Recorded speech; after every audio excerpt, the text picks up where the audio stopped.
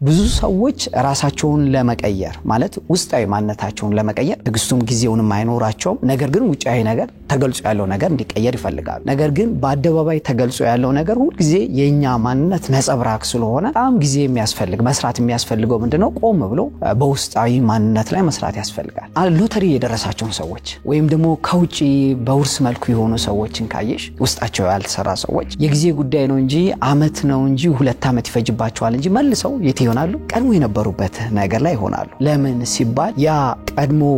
ሊያሳኩት የፈለጉበት ቦታ ላይ ሲደርሱ ሊኖሩት የሚችሉትን ህይወት ቀድሞ አላዩትም ያልታወቀ የማያውቁት ሀገር አይናፍቅም አይደል ይሄ ድብቁ አእምሮአችን ከማያውቀው ነገር ጋር መኖር አይወድም በድንገት የሚመጡ ስኬቶች ለሰብኮንሺየስ ማይንዳችን ምንድናቸው እንግዳ ነገር ናቸው የማያውቃቸው ነገሮች ናቸው ስለዚህ በአእምሮአችን ውስጥ በአይን ከመገለጹ በፊት ማለት ነው ተገልጾ በአደባባይ ከመታየቱ በፊት ያ የምንፈልገውን ሰውዬ በትክክል መሳል አለብን ከዛ ቀደም ያልሽው ስኬት ሲመጣ አንደነግጥ ብዙ የምንፈልጋቸው ነገሮች ምቾት ሊሰጡን ይችላሉ ኮንቪኒየንስ ሊሰጡን ይችላሉ እንጂ ደስታ ሰላም ፍቅር የአበንደንስ ፊሊንግ አስቀድመን ምን ለማመዳቸው ነገሮች ናቸው